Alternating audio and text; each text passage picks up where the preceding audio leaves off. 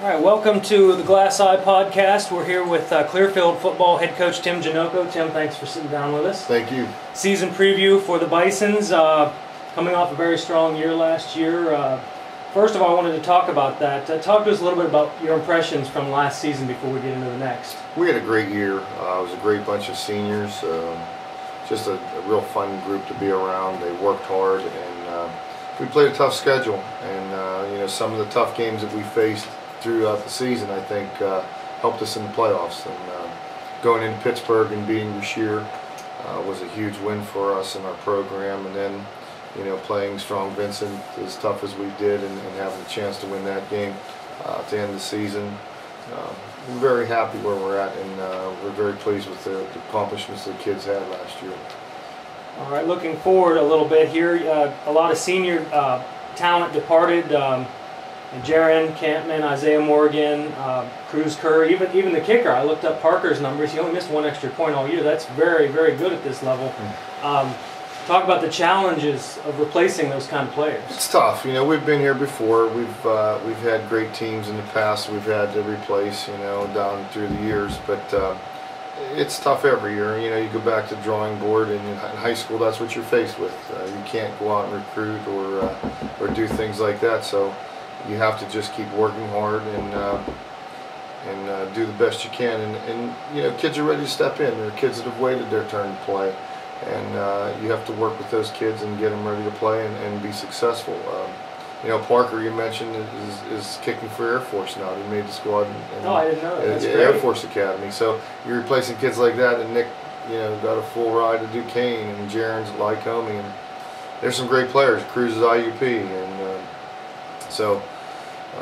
we're hoping Derek Morgan can replace his brother, who went to Juniata to play. So. Again, I hate to I don't want to miss anyone, but it was a great year with great kids, and something you just enjoy doing. All right. Well, let's talk about replacing them. Who should we look for in terms of who's going to replace? We talked a little bit about Isaiah's brother, but who's going to be the quarterback this year? What should we look for? Any surprises that you see so far in the scrimmage and the practices? Young names that we should keep an eye on. I think that David Hoover. As a kid, who was a good JV player for us last year, who I'm hoping is going to have a great year as a junior. Dustin Kemp was a kid waiting his turn to play, and was a good JV player. Danny Cole. All those kids need to step up for us to have a good year. We automatically, we know we have Andre Buck, and he was a stalwart, and he's a heck of a player. So we're counting on he and Trey Campman to be big leaders. Brady started for us last year, Brady Dixon. So, you look for those kids that come out, they're program kids, and they've worked hard, and now it's their senior year. They played JVs last year, and they're ready to play as a junior. And you're hoping they step up. You're hoping they can step up and do the job.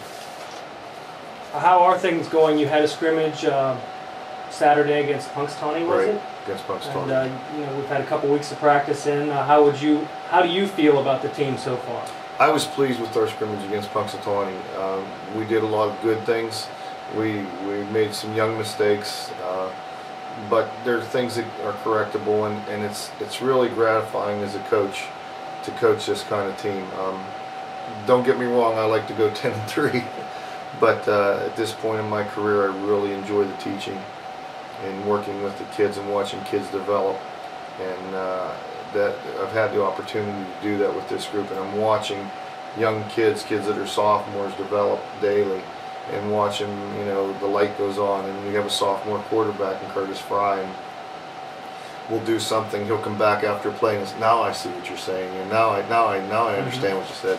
That kind of thing's very gratifying for me as a coach. So it may not show in the win. It's one of the probably youngest teams I've ever put on the field. We have a sophomore quarterback. We're probably going to have 3 or 4 sophomores start on defense. So we're going to have to be patient and continue to improve throughout the season, and just do the best we can.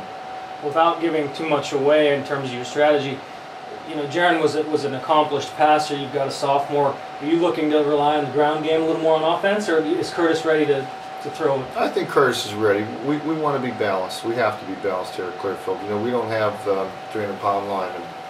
So we have to rely on being balanced and keeping the defense on its heels a little bit, and that's what we're going to do. And Curtis has the tools to do that. Very good.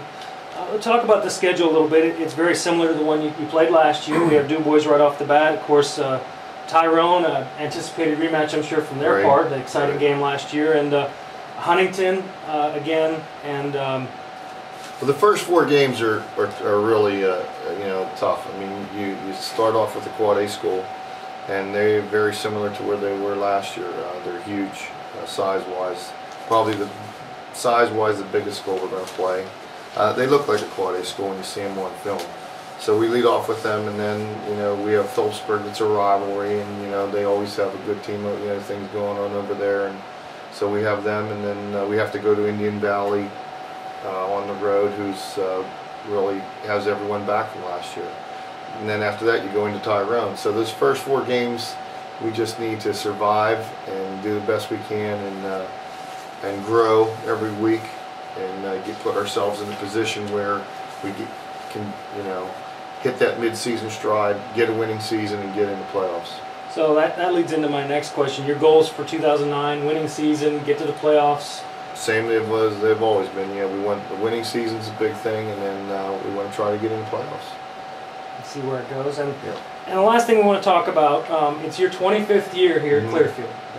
As a head coach. As a head coach, that's right. And you've got 174 wins. Give us some thoughts. 25 years is a long time. Favorite memories? What's your? Just expound on that a little bit for us. It's been it's turned in my whole family. It's been a way of life. My whole family's been involved in this program and in our school and fundraising for different things, and it's been a blessing for me and my family. My wife's very involved in things. Both of my children were involved in athletics, and my daughter's a cheerleader, and my son played for me.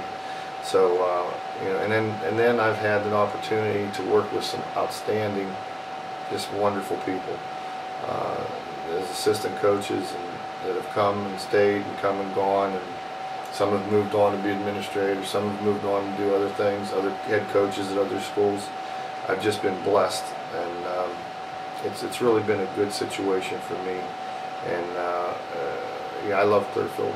I love Clearfield. I love Clearfield High School, and the kids, the band, the cheerleaders, the whole thing. The whole enchilada. It's something very special to me.